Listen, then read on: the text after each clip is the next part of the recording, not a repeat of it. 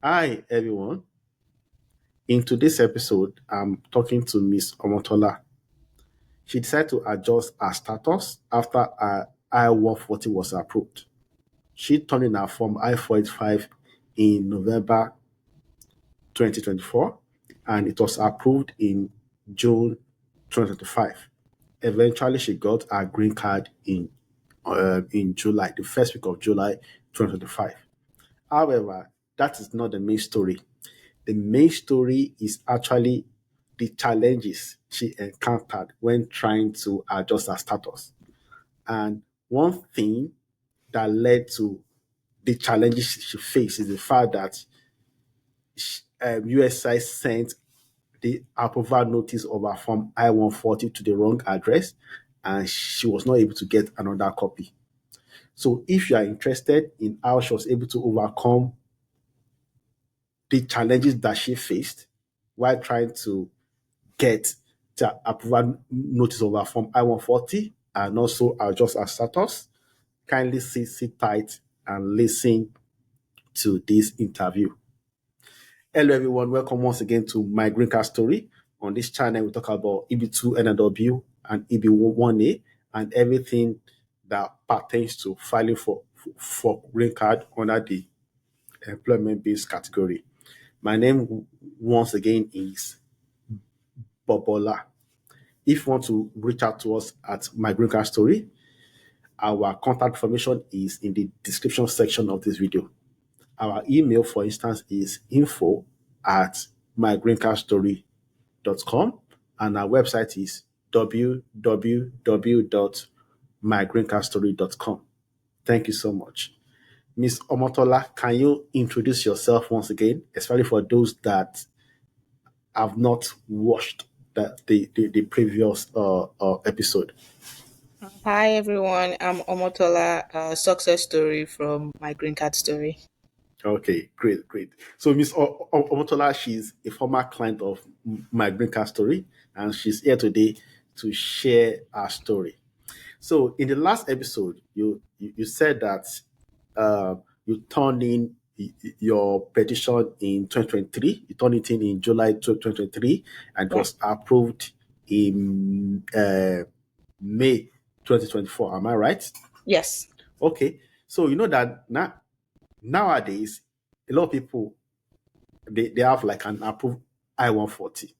There are people that file in the same year that I filed, 2023, like people that filed in September up to December, and they are still waiting for their priority to become current, for them to turn in their adjustment of status documents.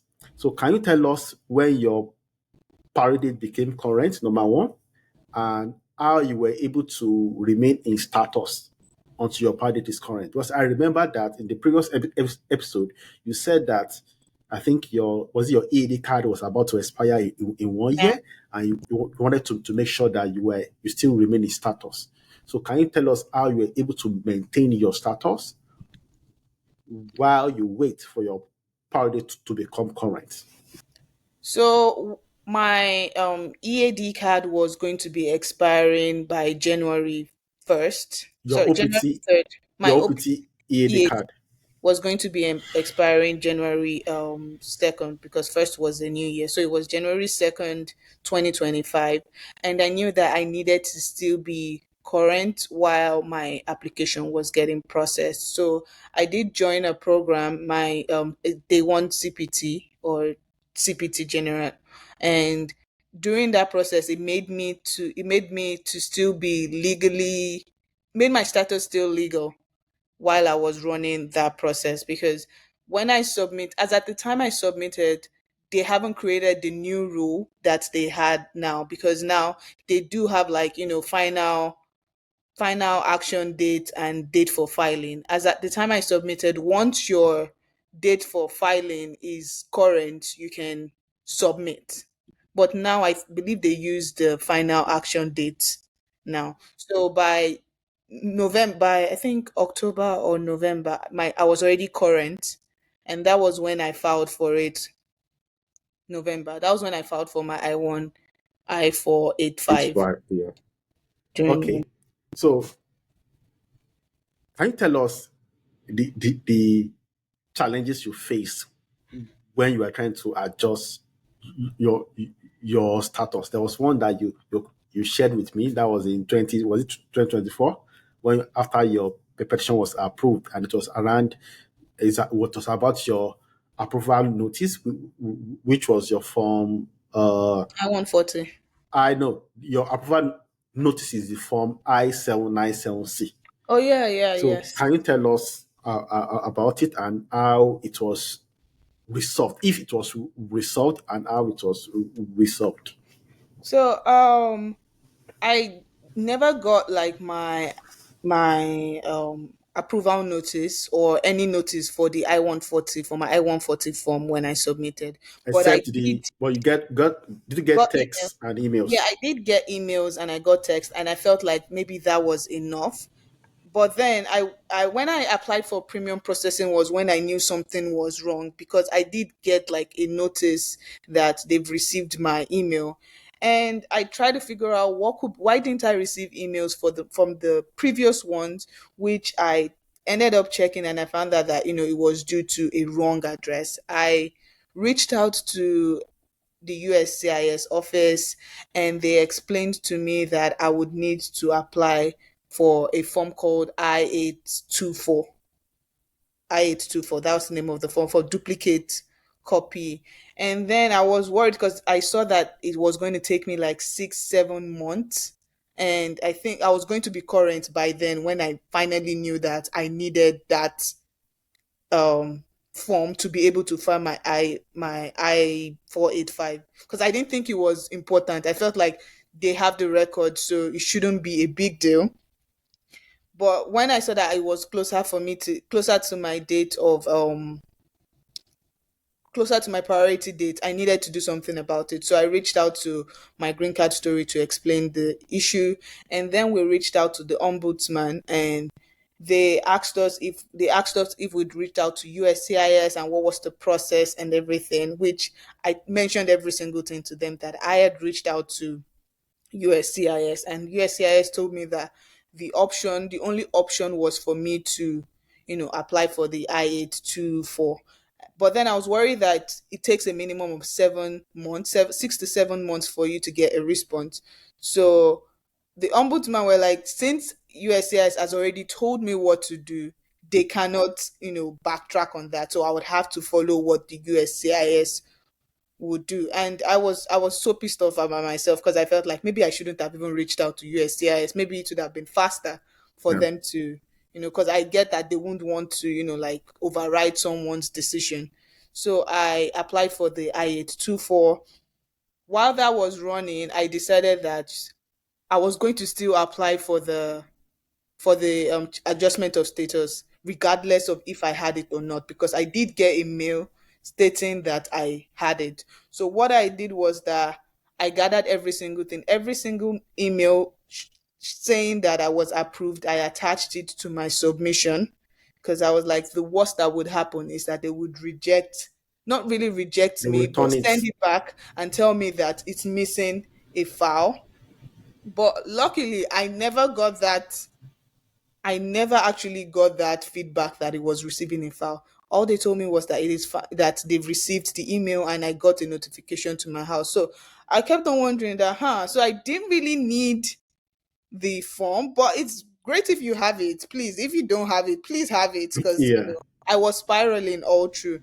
And the weird part of it was that after like few months of this whole process with me wondering maybe I didn't get it, maybe USCIS finally sent me the app after I've applied for the I-824, the duplicate form they mentioned.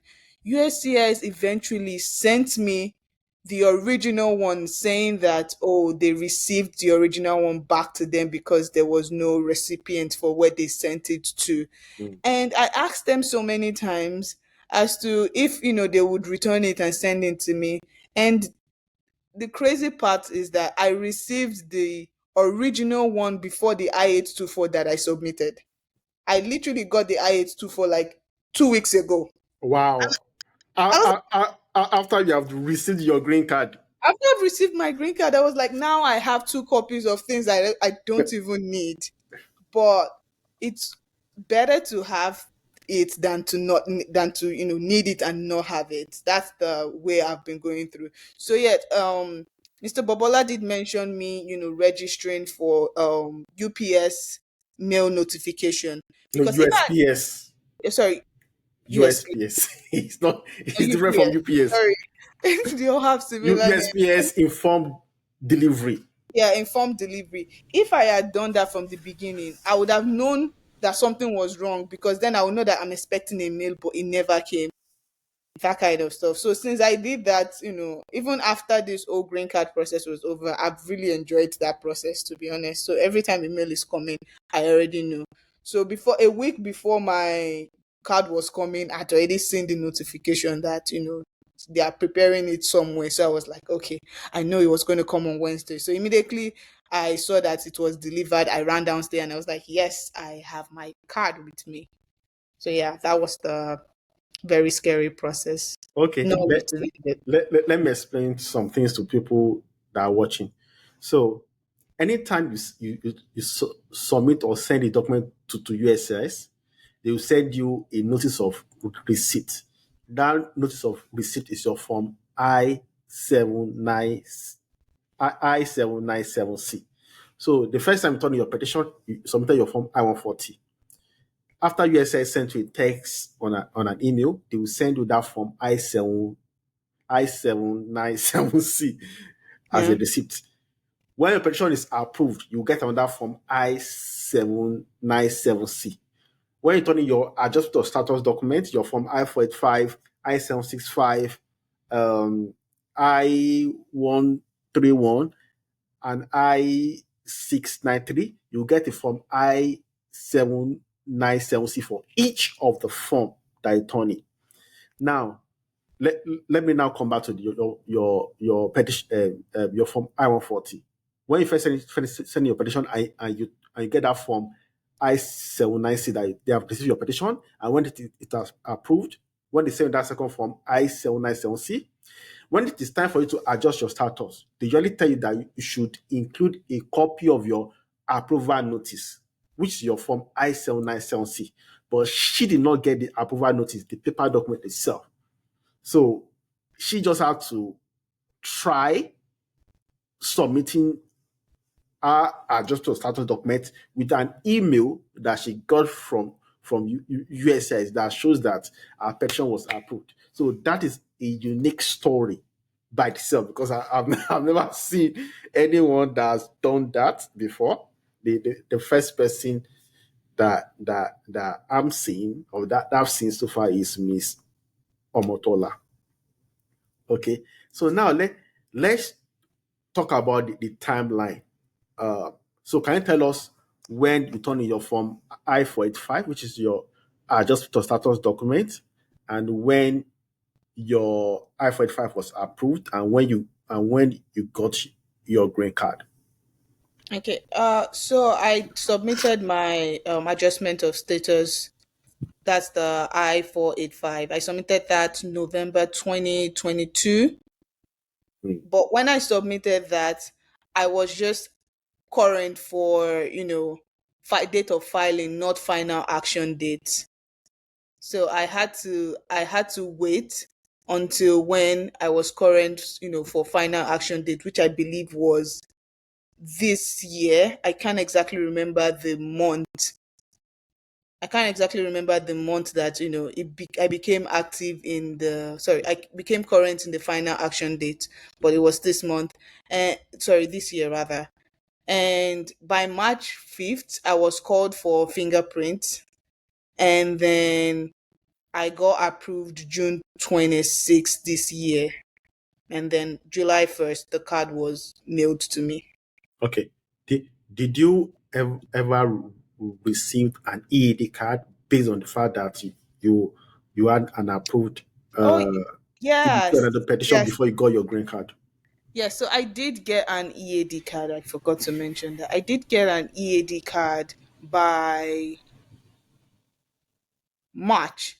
After my fingerprint Okay. was when I got my my EAD card. A week after my fingerprint was when my EAD card came. So that was in March. Okay. Okay. That's great. So now you have a green card. Yeah, the Can card you is can you tell us the benefit of having a green card? So let's start with what have you experienced so far from having a green card? What have you enjoyed so far from having a green card? so far I did get promoted at work. So part of Oh. me felt like that might have been the problem why I was stuck, because I did mention to them that, oh, thank you, I no longer need my H1B because I did get the H1B for this year. So I Mm. was telling them I no longer need the H1B. So yeah, we sorted that out with the immigration office in my workplace. And then like a week later, I got promoted. So I'm like, huh, I know you did mention it at work that might be that, promotions, maybe that's why. So I was like, huh, that is interesting. 1 week after. So that might be why I was feeling very stuck. So yes, I would say that with the green card, I think for maybe because you don't get to be on projects that, because you don't have a green card, you might not be eligible to be on projects that require, the minimum to be green card. And as that, you might get stuck in your workplace. And the benefit, I am yet to enjoy it, but I know that this year I'm definitely enjoying it because, I'm getting to travel and I cannot wait to be on the shorter queue when I get back to the country. So I would say those two for sure is one of the benefits I have experienced. And I know that, I can decide to say I don't want to work anymore and take care of my mental health, and I won't have to worry about getting sent back because, I'm no longer in status. So yes, those are one of the benefits I would say that I have experienced personally. But I know that there is more to come, really. Yes. Yes. So let me explain what what you are trying to say by the fact that, oh, that you will not be on the shorter queue. So for those watching who are in the US and outside the US, anytime you fly into the US and you fly into, let's say, New York or DFW or maybe Atlanta or any airport, they have two lines. One is for people that are on a visa, and the other one is for US citizens and green card holder. So the line at the port in the airport, at the point of entry for US citizen and green card holder is always shorter and it's very, very, very fast. Whereas the line for people that have maybe F1, J1, H1B, that line is always very long. Okay, so that was what she was trying to explain or tell you guys. Okay, so that's great. So I'm going to ask you this question again, even though I asked you in the previous episode. No problem. What role did my green card story play during your adjustment of status and in the entire process? It My green card story played a very wonderful and very seamless role for me because I felt like I didn't have to do so much. And my green card story was just, anytime I needed a new information or a form gets updated, my green card story is going to send me the updated form and how to fill it. So yeah, it was very seamless. I barely even went to the USCIS page because most of the time I'm already getting an email for a new updated form and, places where I can find information to fill it. So yeah, it was a very smooth and seamless process with my green card story. Okay, thanks so much, Miss Omotola, for coming to share your story. I usually tell people that we have worked with a lot of people, and this platform has been privileged to interview over 20, or I think right now it's 21 people, and we still have more people to interview as more of our clients that whose petition has been approved are getting their green card. We plan to interview more people. And I tell people this is the only channel on YouTube that's interviewed more people that received their green card through EB2, NIW, and EB1A. My green card story is only single channel that you find on YouTube. So please don't forget to share this video with your friends, your family. Drop a comment, click the like button so that the YouTube algorithm would recommend this video for those that that need it. Once again, thank you so much. My name is Bobola. I will see you another time. Bye. Bye.